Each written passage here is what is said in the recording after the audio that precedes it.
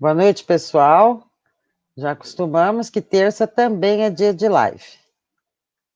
E nós vamos hoje estar com uma pessoa muito especial, que me foi apresentada, indicada para o nosso grande amigo Felipe, aqui da Avenida Paulista. Obrigada, viu, Felipe? É uma honra ter uma indicação sua também. E eu já tive alguns contatos com o nosso convidado e gostei demais da posição, da postura, do jeito dele. E eu, por isso, trouxe para todos nós.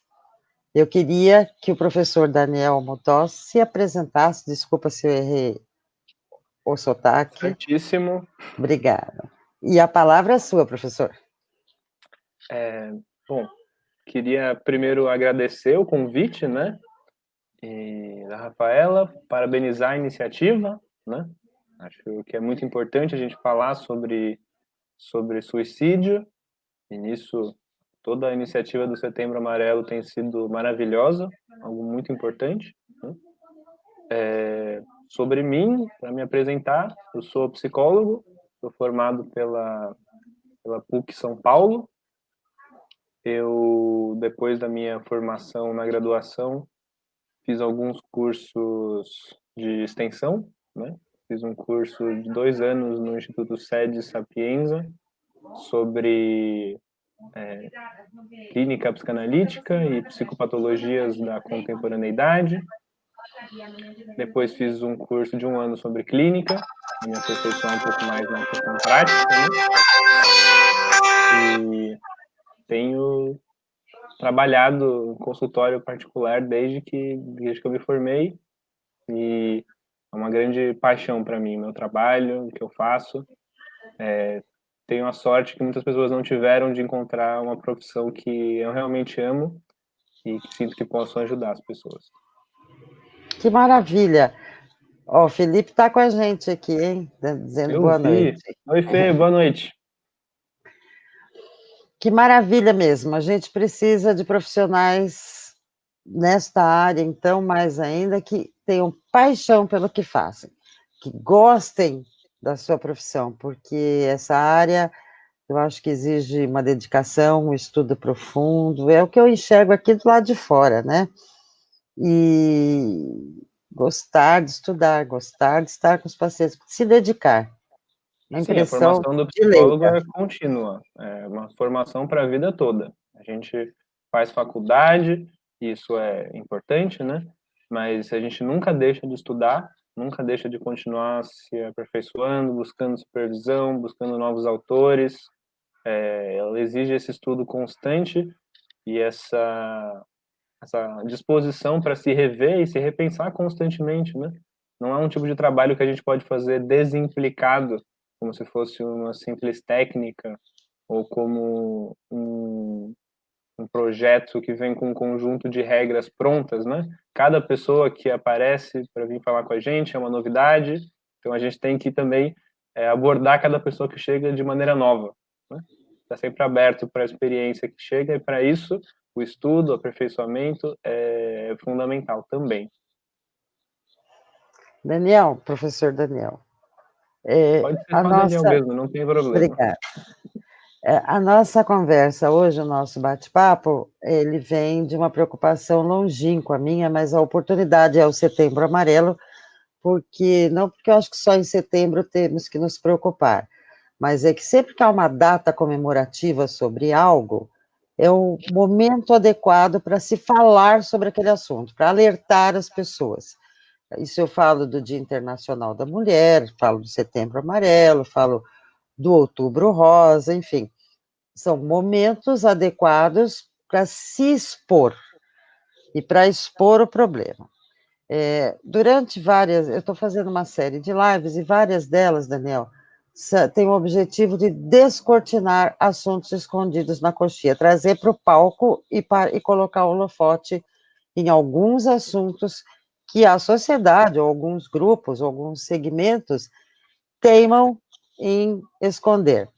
Então, nós falamos sobre com os surdos, falamos sobre o aluno autista, falamos sobre o emprego, a mudança de carreira de mulheres maduras, enfim, assuntos que são um pouco espinhosos. E o de hoje, creio que não é menos. Vamos, fica à vontade para nos ensinar, para nos explicar essa questão de suicídio e sociedade. Eu vou já de antemão lhe dizer que o máximo que eu conheço desta área são é a obra de Emily Durkheim, Uhum. de 1897, faz um bocado de tempo. Não que eu seja desse Sim, tempo. eu acredito que ele é uma referência importante, podemos até falar um pouco mais sobre ele durante a conversa. É um autor que eu gosto, mas quando você me convidou e quando a gente conversou um pouco antes, né, eu pensei exatamente em trazer essa ideia de falar sobre o suicídio, né? Mais do que falar sobre o que é que faz alguém se suicidar, ou o que é que faz com que alguém pense em tirar a própria vida, né?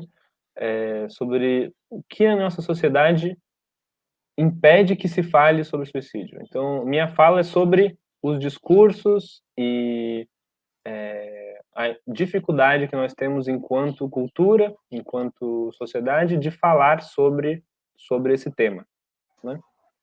Nesse sentido, você falou de comemorar, eu acho que é muito adequado, porque comemorar não é celebrar, celebrar é outra coisa, comemorar é lembrar junto, memorar junto, comemorar. Eu acho que se trata de falar do suicídio como algo que tem que ser lembrado, não tem que ser esquecido, deixado de lado, deixado na coxia, como você sugeriu, né? Então, vou tentar fazer aqui um pequeno diagnóstico geral de nossa sociedade, né? Mais do que falar sobre o suicídio ele mesmo, né? Como referência mais geral, acho que carrego aqui, assim, no fundo da minha cabeça, o Durkheim, sim, e o Weber e esses sociólogos mais clássicos, mas eu vou apelar para sociólogos um pouco mais recentes e alguns filósofos também. Acho que um grande articulador inicial para mim vai ser o Guy Debord, no Sociedade de Espetáculo, que ele fala sobre a nossa sociedade como uma sociedade espetacular, né? Então, um dos motivos pelos quais o suicídio não é falado no nosso mundo é precisamente que ele escapa à lógica espetacular, né? A gente vive num mundo em que a gente é obrigado a ser um espetáculo da gente mesmo o tempo todo, né? No noticiário, as notícias se tornaram um espetáculo. Os esportes se tornaram um espetáculo. Se você vê um UFC, por exemplo, parece um duelo de gigantes, um duelo mitológico, né? Você vê ali de um lado Anderson Silva, de um lado não sei o quê, cada um tem uma história, né? Não se trata de uma simples competição, mas de uma verdadeira narrativa espetacular, né? O mesmo acontece com a nossa política, e o mesmo acontece com a nossa autoimagem, né? A mídia e as redes sociais, em que nós temos que o tempo todo mostrar quão espetacular é a nossa vida. O tempo inteiro filmando, tirando selfie das viagens que fez, parece que a vida é só alegria, né? As selfies, Continuamente. os lindos bolos agora da quarentena, né? Pois é, até a quarentena tem que ser um Tomaram. espetáculo. Até a quarentena, coisa difícil, né? A gente tem que fazer ela virar um grande show, né? Nesse sentido, o espetáculo não é só um modo de apresentar as coisas para o Debord, na análise dele da nossa sociedade, mas uma espécie de mediação cultural. Ela tem um valor simbólico próprio, né? Então a gente pensa que se uma coisa aparece, ela é boa. Ela é boa porque aparece, né? Porque na medida em que aparece, se torna positiva. Exatamente por isso, os likes, as redes sociais, exatamente por isso, esse mostrar-se contínuo e infinito se torna cada vez mais onipresente, né? No nosso mundo atual, mais especificamente, eu acho que nisso eu discordo um pouquinho do Debord, não basta mostrar-se o tempo todo, embora isso seja importante, a gente tem que se mostrar feliz, né? Então é o sorriso do Colgate constante, todo mundo tem o seu sorriso de foto de redes sociais, todo mundo tem o seu sorriso superficial pronto para mostrar, né? E é claro, nenhum problema com estar feliz ou se mostrar feliz, às vezes sorrir tem um significado importante, mas a grande dificuldade é quando a felicidade se torna uma obrigação, né? Quando a gente não só tem que se mostrar feliz, mas tem que se sentir feliz o tempo inteiro. Ou estamos falhando em nossa tarefa de ser espetaculares, de sermos pessoas espetaculares Com constantemente, né? cenários maravilhosos. Eu observei um domingo daqueles na Avenida Paulista, em que havia em frente ao shopping um cenário de Bariloche. E a propaganda era vai nevar em São Paulo, mas sabe o que era? Era para tirar foto. E ficava assim numa perfeição, como se estivesse lá. Essa coisa de exibir. A molecada usa um nome aí em funk e tal, que é A o exibir. ostentação. Isso, o exibir. Eu fiquei assim, falei, mas essa pessoa está no meio de um calor, com roupinha de calor, porque estava passeando na Paulista no domingo, a 30 graus, e tirando foto em Bariloche. Que exibicionismo seria esse? Onde chega essa sociedade para sair nas redes sociais? Uhum. Mesmo Mas a nossa arte, eu fiquei impressionada com a fila. mas mesmo a nossa arte tem sofrido esse processo de espetacularização, às vezes com efeitos positivos, né? Eu gostaria de dizer que nem só porque algo, não só porque algo é espetacular é negativo, né? Às vezes algo espetacular pode ser muito criativo, muito poderoso, mas muitas vezes vira uma máquina de selfies, né? As grandes exposições que a gente teve nos últimos anos, da Yayoi Kusama, por exemplo, depois quando veio o Dali, eram exposições que as pessoas iam para tirar selfie, porque são obras que ficam bonitas no fundo, né, nas selfies. Então, assim, existe uma espetacularização geral da nação e do mundo, nesse sentido de que menos importante do que a qualidade do que é vivido, menos importante do que ir para Bariloche e aproveitar Bariloche, é mostrar que você foi, mesmo que não tenha ido, né? Mesmo que não tenha ido. É verdade. Então, vivemos uma sociedade que, nesse sentido, embora em outros não, é muito superficial. Sou contra a crítica generalizada de que tudo que vivemos é superficial, porém, nesse sentido, certamente, né?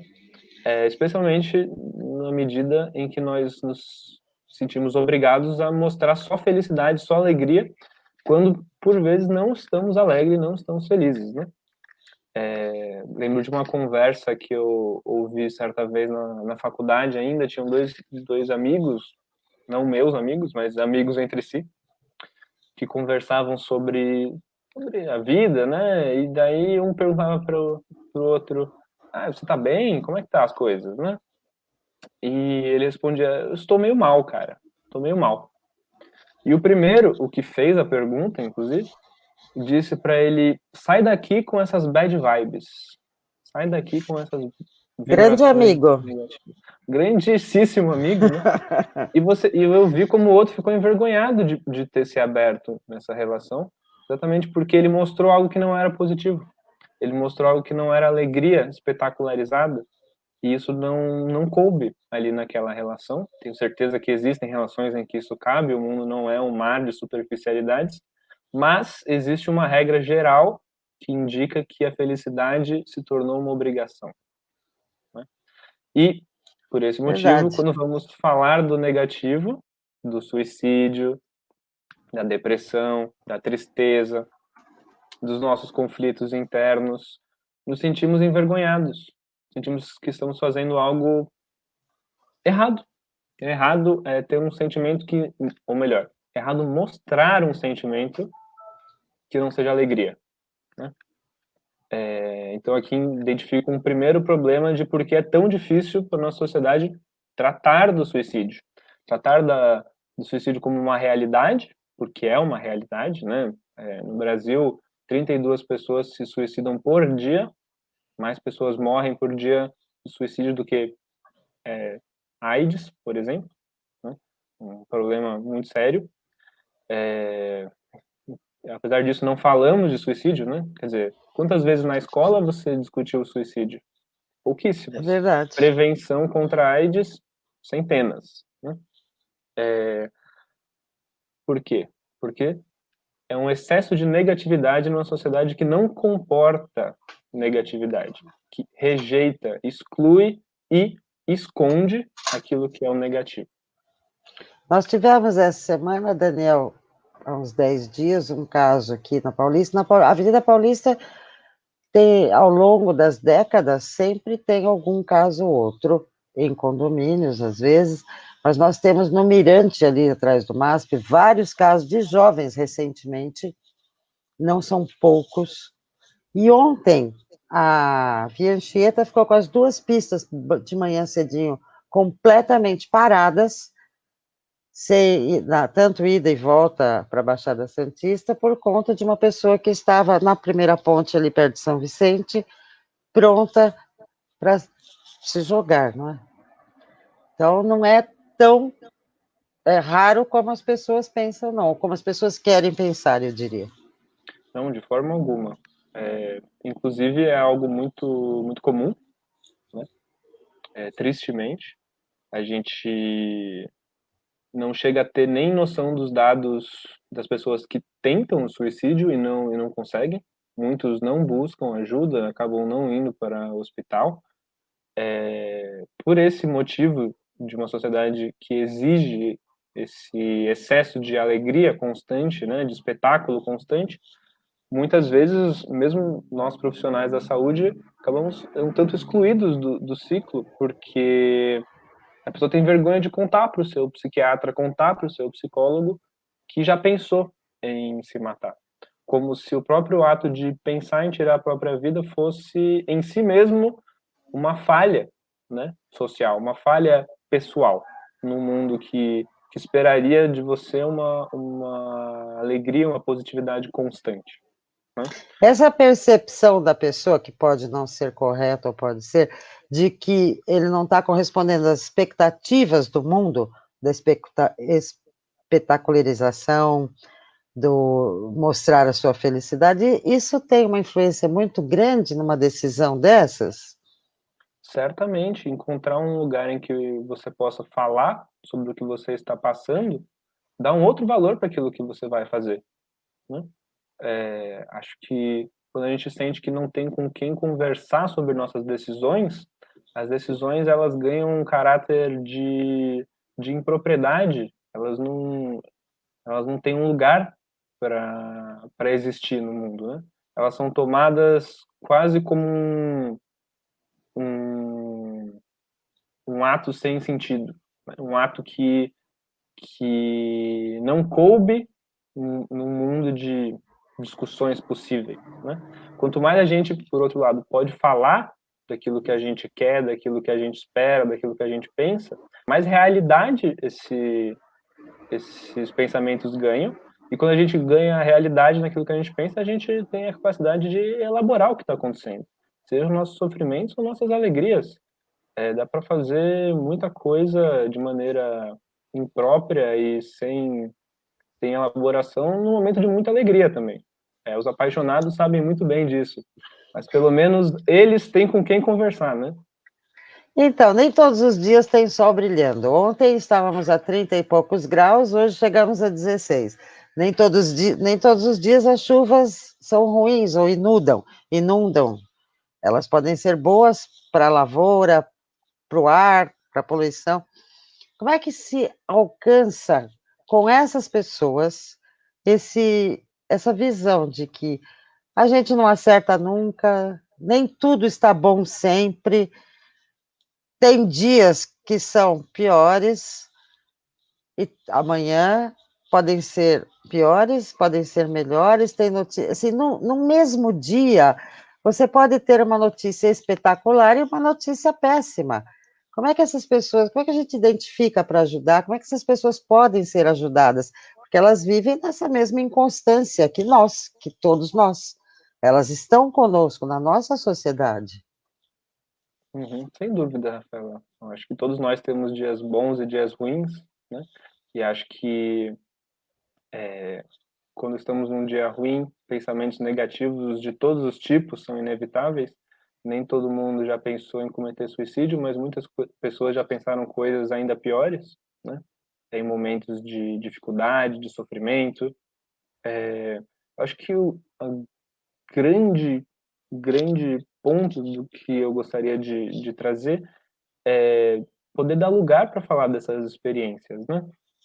E eu acho que existe um perigo exatamente na pessoa que traz, que sente a vontade suficiente para falar da sua vontade de se matar, né?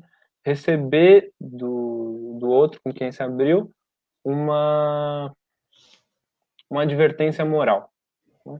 Do tipo, você não está tentando o suficiente, não está se esforçando o suficiente, ou sai daqui com essas bad vibes, né? Você não devia estar expondo essa negatividade para mim, ou ainda uma mensagem do tipo, ah, isso vai passar, amanhã você vai estar melhor. Certamente, quando a gente dá essa resposta, estamos tentando acolher, tentando cuidar, mas eu acho que uma resposta mais adequada, mais talvez compreensiva, acho que essa é a palavra, é dizer, me conta, por que você pensou isso? O que na sua vida te levou a pensar em algo tão radical quanto deixar de viver? Eu quero entender.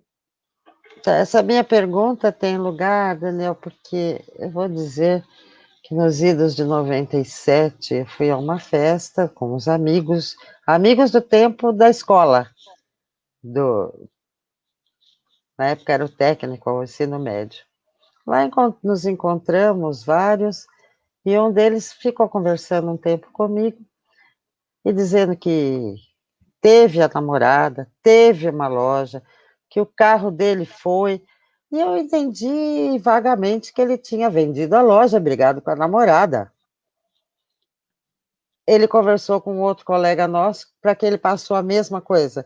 Até encontramos na festa, falei, você viu fulano? Ele vendeu a loja? Ele falou, acho que sim. 2 horas depois, saídos da festa, soubemos que ele havia suicidado. Então, nós ficamos assim, onde que a gente não percebeu? Onde a gente errou? Porque para nós, ele tinha vendido a loja, brigado com a namorada, ele estava falando tudo no pretérito. E eu fico sempre, desde desse episódio, que me chocou muito, perguntando como é que a gente pode perceber, o que, que a gente pode fazer para ajudar. Uma das respostas você já deu, quando perceber, abrir espaço para a pessoa. Isso, exatamente. Abrir um espaço para falar sobre isso, tentando não julgar moralmente, tentando não invalidar essa experiência como sem lugar, como um tipo de mimimi, de bad vibe. E eu acho que o mais fundamental é querer entender, querer genuinamente entender, né? Claro que no momento vocês nem se deram conta do que estava Não, acontecendo, mas se tivessem se dado, né? Uma pessoa que está sofrendo porque vendeu a loja, perdeu o seu negócio ou porque terminou um relacionamento, que essa pessoa possa ter com quem conversar sobre isso, né? não, Não no nós sentido de... achávamos que era verdade que ele tinha vendido a loja e brigado com a namorada, mas não era. Ele nem tinha Ah, vendido a loja, nem brigado com a namorada. Para ele já tinha feito tudo isso. Não, sim. bom, enfim. Acho que ele estava se despedindo, né, da maneira dele, que talvez não foi muito clara.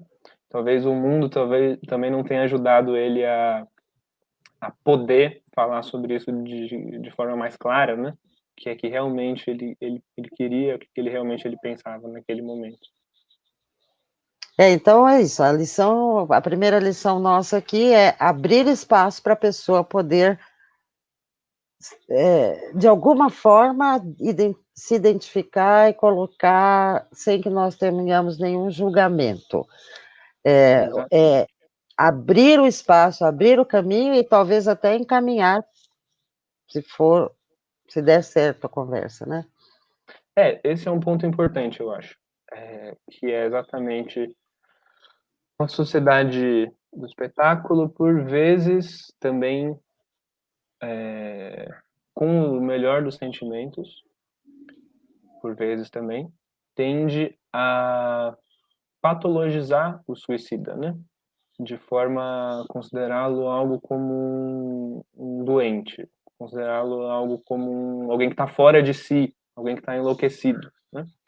É claro, e sobre isso eu quero ser muito, muito, muito claro, que um profissional da saúde mental, um psicólogo, um psiquiatra, pode ser importante como ferramenta, exatamente por ser um lugar em que se pode falar de tudo, né? Por ser um lugar em que vale sentir ódio, sentir raiva, sentir sofrer,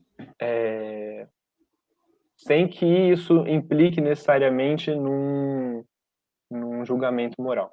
E nisso os psicólogos, os psiquiatras, pelo menos em tese, se esforçam em acolher. Agora, quando alguém traz um sofrimento, de um tipo suicida, é muito importante também não silenciar esse sofrimento através de um dispositivo de saúde. A pessoa vem e diz que quer se matar, não responda, vá no psicólogo, vá no psiquiatra, né?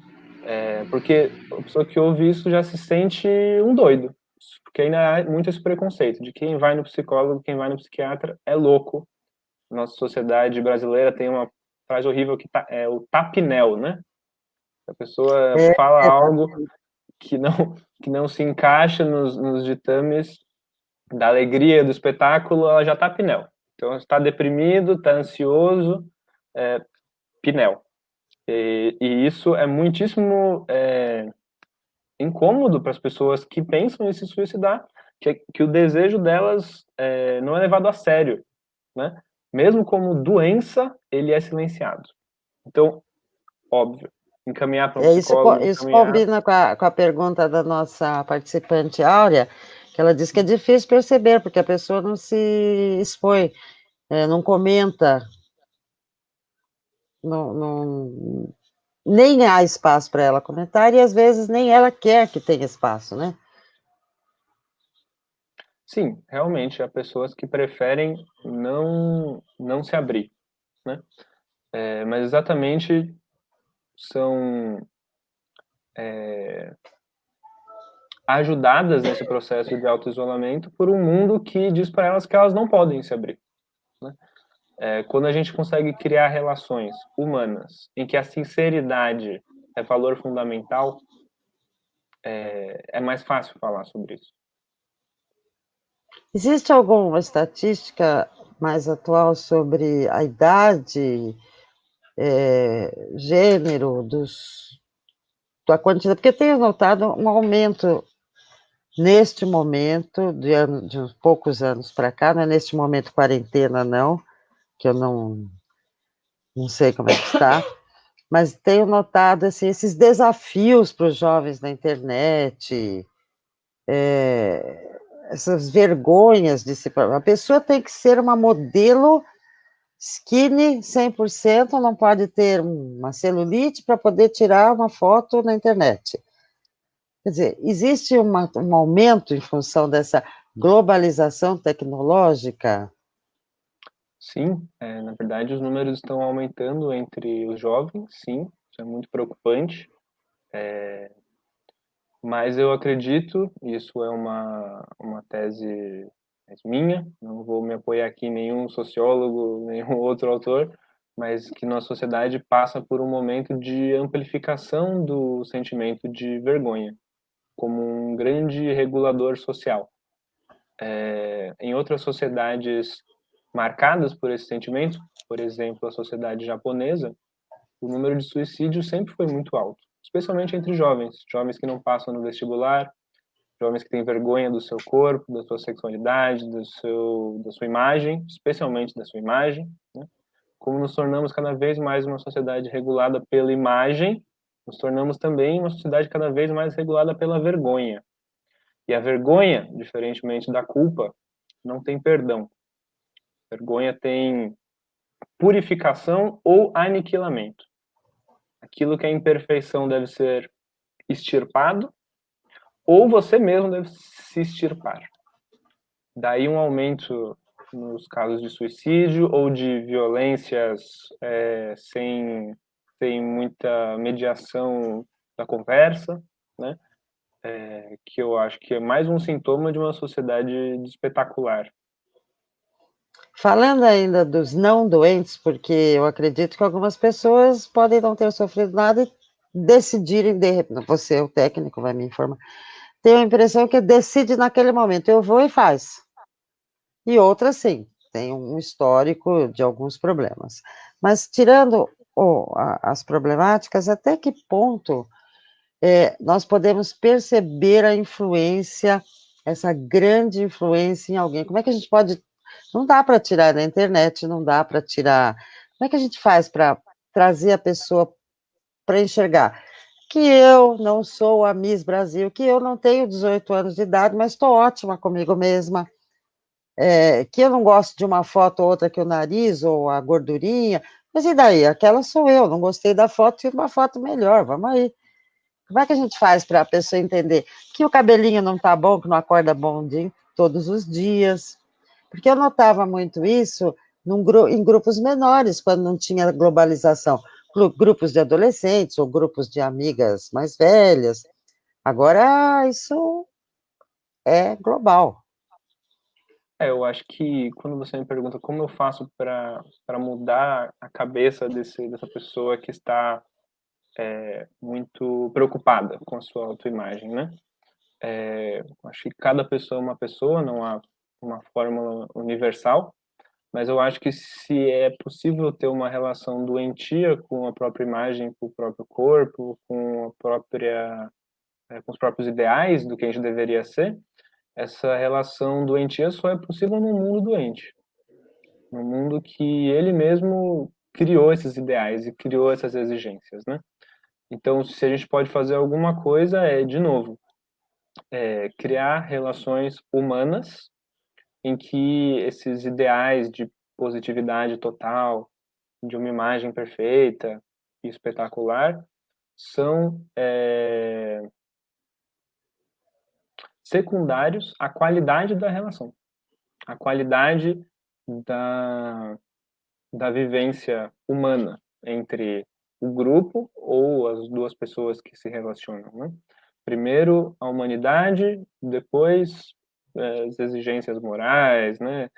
E mais uma vez eu insisto aqui que falar com um psicólogo pode ser importante. Se eu não achasse isso, não faria o meu trabalho, né? Acho que tem coisas que, tristemente, hoje só ganham espaço, melhor, nesses ambientes, né? O ambiente da psicoterapia, por exemplo. Mas acredito num mundo em que cada vez mais possamos nos sentir à vontade de falar com nossos amigos, com nossos familiares, com as pessoas com quem nos relacionamos amorosamente, de maneira aberta e clara, né? Ah, A pessoa que tem uma rede de sustentação demora mais para cair. era uma pergunta próxima, vou já trazer.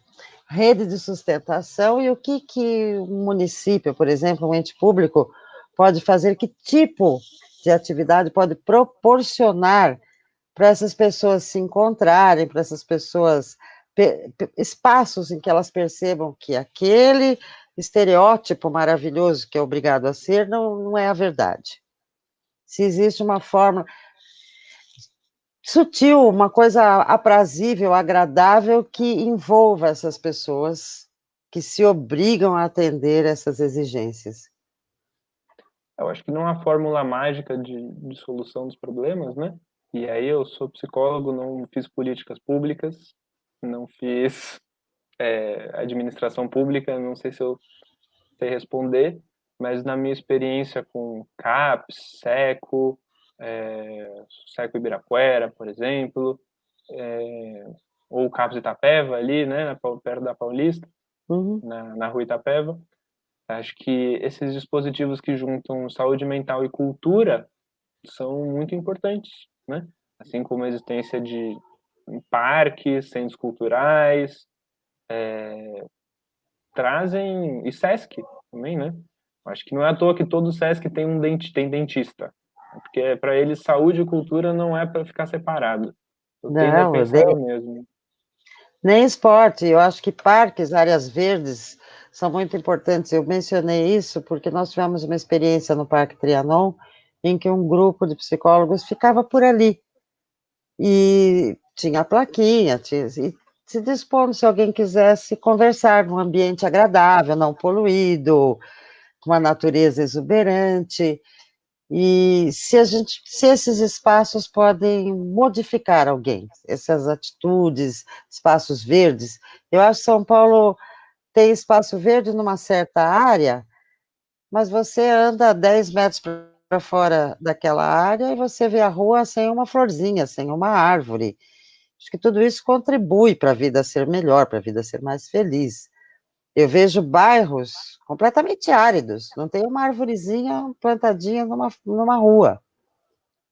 Imagina um parque, imagina um lugar mais legal, né? Então, assim, será que essas contribuições a gente pode entender como benéficas? Eu acho que toda a construção de um espaço público e compartilhado tendem a tornar experiências extremas experiências que têm um lugar, né? Isso, como eu disse, muda tudo. Ah, eu estou aqui colocando algumas questões, que estou vendo algumas perguntas, estou traduzindo algumas questões e algumas minhas próprias, que a gente sempre conversa sobre o assunto. Como é que a OMS tem um manual de como divulgar e como falar as notícias sobre suicídio. Será que a gente está cumprindo? Será que a gente está dando o alerta suficiente? Eu quero ter a certeza, e tenho, que uma live como a nossa, outros programas, outras divulgações, tem que dar a devida importância para o fato, que a vida é um bem maravilhoso, nós temos que, sendo ela melhorzinha, piorzinha, maravilhosa ou difícil, ela é linda, ela é a vida. Então, assim, a palavra é sua para discorrer sobre essas coisas todas, porque debater, trazer o assunto é uma coisa de seríssima importância. Sim, teve um ponto que eu coloquei que foi a importância de não patologizar o desejo suicida, né? Que não quer dizer ignorá-lo, não quer dizer que essa pessoa falar com um psicólogo ou um psiquiatra não possa ser importante, porque mas de lembrar que antes do que um suicida, a pessoa que quer se matar ou tenta se matar é uma pessoa que tem sentimentos, que sofre. E aqui eu parabenizo a OMS, como sempre, por fazer um trabalho muito sério, muito competente. E acho que o CVV também, o Centro de Valorização da Nossa. Vida, faz um trabalho muito bom e está apoiando o Setembro Amarelo também, muito importante. Mas eu insisto na importância de não reduzir a questão do suicídio a uma questão de saúde, porque embora tenha um aspecto de saúde, esse tipo de pensamento tende a patologizar esse indivíduo e silenciar o que ele tem a dizer, né? Se a gente vai tratar suicídio, depressão, ansiedade como questões de saúde, temos de fazê-lo de maneira com que essas pessoas tenham cada vez mais voz e não cada vez menos. Há o perigo de, ao considerar alguém doente, Pinel, né? Alguém fora de si, alguém incapaz de falar sobre si mesmo, né? E é exatamente o contrário disso que essa pessoa precisa. Não acho que a OMS produza isso propositalmente, né? Mas eu acho que restringir a questão do suicídio a uma questão de saúde pode ter esse efeito. Apesar de, acho que eu vou insistir nesse ponto mais uma vez, falar com o psicólogo poder ser uma coisa muito importante. Inclusive, Felipe, que está aí assistindo a gente, vai colocar o link do nosso grupo de Por favor. psicólogos, de psicoterapeutas, o Compânio. Entre em contato com a gente se você estiver passando um momento difícil e achar que precisa de alguém com quem conversar. Aí está o contato. O Felipe escreve aí para eu pôr aqui na tela. Não sei se fica claro esse meu ponto, né? A importância de Ficou. que esse tipo de experiência tem um lugar no mundo. Certamente um lugar relacionado à área da saúde, mas não restrito a ele.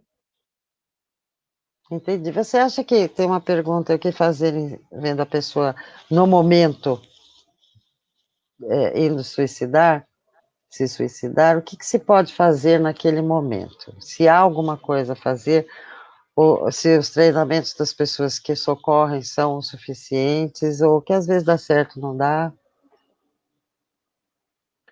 Eu comecei a live falando que cada experiência de suicídio é absolutamente singular e eu realmente acredito nisso. Eu não me sinto confortável dizendo como devemos fazer para viver nossa vida ou deixar de vivê-la. O que eu posso dizer é: existem pessoas qualificadas e profissionais que podem ouvir. E se a gente vê uma pessoa nesta situação, o que é melhor fazer? Chamar o corpo de bombeiros, chamar, porque eles vêm com médicos também, tentar conversar. Às vezes, eu, por exemplo, entraria em pânico e dizer assim, não faz isso.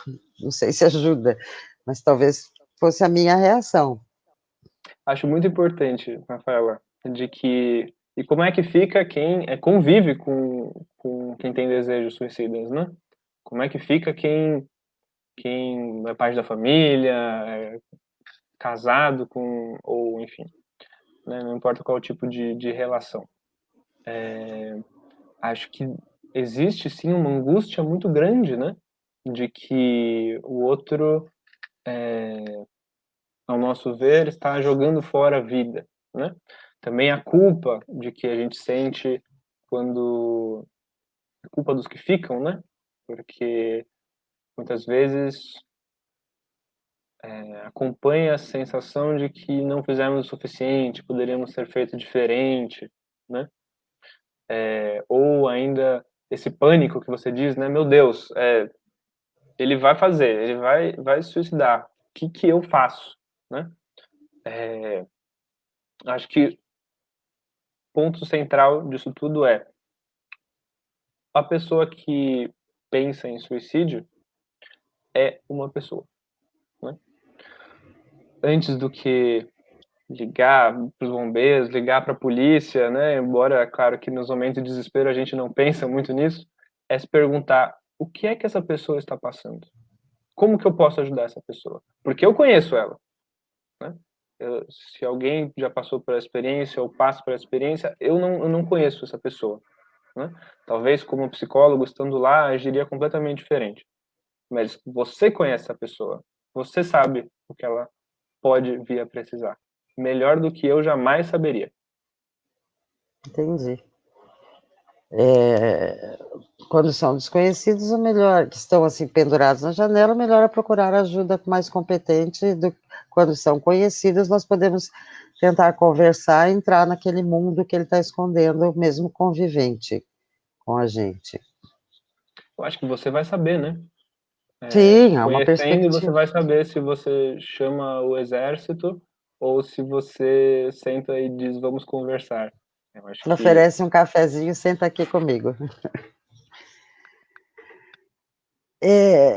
Nós estamos já há 43 minutos e eu queria colocar, estou achando assim, pouco para o espectro, o tamanho e a complexidade do problema social que atinge pessoas que já têm alguma doença, que já têm algum problema, e que atinge pessoas que nunca tiveram problema nenhum, como o caso de desafios, como o caso de repente se sentir fora daquele meio que ela almeja estar, ou fora do meio do exibicionismo, que as pessoas que ela convive, ainda que só virtualmente, também na vida real, já entendemos que existe uma complexidade maior do que se pensa, porque esse estereótipo que a pessoa já estava doente pode não ser verdade, pode corresponder apenas a um percentual das pessoas que acabam se suicidando.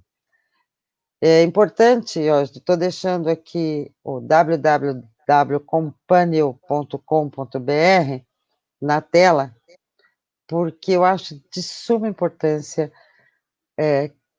Eu não preciso estar me sentindo desajustada, não preciso estar me sentindo mal. Eu preciso por exemplo, um caminho de motivação para eu cumprir minhas tarefas, aquelas que eu mesma escolhi e me propus a fazer. E não estou conseguindo esse caminho. Por que eu não vou falar com um psicólogo? Veja, ninguém que faz terapia está necessariamente doente. Aliás, as doenças mais graves não são nem só tratadas com terapias, elas têm medicação, tem outros envolvimentos e outras consequências. Não é vergonha, não é demérito, não diminui a capacidade, ninguém é louco por fazer terapia. Isso que eu queria deixar muito claro. E nenhum problema pode se resolver apenas com o suicídio, e nem com o homicídio, nem com o feminicídio. Todos os sídios não resolvem problemas. Eles são uma consequência ou talvez uma causa de outros problemas. Fazer terapia, procurar uma conversa, procurar um profissional da área, não é vergonha. A sociedade tem que parar com isso também, porque esse é um estereótipo, esse é um preconceito que tem que ser erradicado também. Eu digo que o conselho de vocês e as políticas públicas devem abrir espaço para informar, olha, você não precisa ser o que os outros querem que você seja, você pode ser o que você quer ser. Agora, é difícil ser o que a gente quer ser? Acho que é, sim. Às vezes a gente precisa de ajuda de um profissional, às vezes a gente precisa de ajuda. Nem por isso a gente está pneu, hein? Sim, psicólogos estão aqui, eu estou aqui, Felipe está aqui, porque a gente realmente acredita que é possível criar espaços em que a gente pode se sentir sendo quem a gente é, pelo menos um pouquinho, né? Pelo menos em algum lugar no mundo a gente não tem que esconder sentimentos negativos ou sentimentos que seriam vergonhosos para o resto do mundo. Nesse sentido, o trabalho do psicólogo sempre tem um aspecto um pouco falado, eu acho, que é o aspecto da, da compreensão, né? Aquilo que a gente pensa no psicólogo exatamente como alguém que escuta o sofrimento, escuta o conflito, escuta a ansiedade, né? E tenta ajudar. Mas também há um aspecto muito importante que é compreender o que está acontecendo. E compreender não é simplesmente olhar para dentro, mas é também olhar para fora. O que no mundo que eu vivo me faz sofrer tanto? O que no mundo que eu vivo me trouxe até aqui? O que na minha família, no meu emprego, no meu relacionamento me trouxe até aqui? E para pensar sobre essas coisas não precisa ser louco. Eu tenho visto um assunto mais moderno, que é a sociedade está sofrendo, as pessoas estão vivendo mais, têm uma longevidade maior, e os filhos têm que aceitar e compreender os pais já velhinhos ou menos velhinhos, com problemas de Alzheimer, com problemas de esquecimento, com problemas físicos para cuidar. Por exemplo, se você tem esse problema, você pode conversar com o psicólogo. É difícil a gente aceitar uma mãe toda e um pai todo moderno, de repente ele esquecer as coisas, de repente não saber mais uma noção. É difícil você aceitar. Então, não é o seu pai que está resolvendo, ou sua mãe que precisa de. Você precisa ir lá. Você precisa conversar com algum técnico, com alguém formado com essa capacitação de te ajudar. Porque, neste caso, os pais estão sendo bem tratados e você se acabando. Então, essa é uma condição da sociedade moderna que eu tenho notado, Daniel, da falta de aceitação, Assim, acho da que seria. senilidade dos ascendentes. Sim, claro. Acho que a gente tem um problema de falar sobre a velhice também. Acho que além do suicídio, que fica tão escamoteado, né, que não aparece no jornal, que não aparece no Facebook, né, também temos o problema de não falar sobre a idade. Parece que a gente tem que ser esse jovem eterno e funcional para sempre, né? E do ponto de vista daquele que tem que cuidar, existe aquilo que outro pensador, não o Guy Debord, mas o sul-coreano Byung-Chul Han, chamou de sociedade do desempenho, né, ali em referência ao primeiro, né, mas falou, veja bem, nem sempre esse espetáculo é um espetáculo de alegria. Às vezes esse espetáculo é um espetáculo em que a gente glorifica o sofrimento como uma forma de desempenho. A gente tem que desempenhar o nosso trabalho, desempenhar no sexo, desempenhar nos relacionamentos, desempenhar nas roupas que a gente usa, né? Desempenho se torna o novo grande ideal moral na sociedade, de modo que a gente não pode reclamar sobre o quanto a gente trabalha, né? É aquela história, trabalhe enquanto eles dormem, né? Nem dormir pode mais, gente. Nem dormir é algo possível. A gente tem que Mas desempenhar. tem pessoas que se sentem culpados por não terem produzido todas as tarefas, ficam a noite toda pensando. Tem sim. Às vezes a gente não dá conta de tudo. E tudo bem.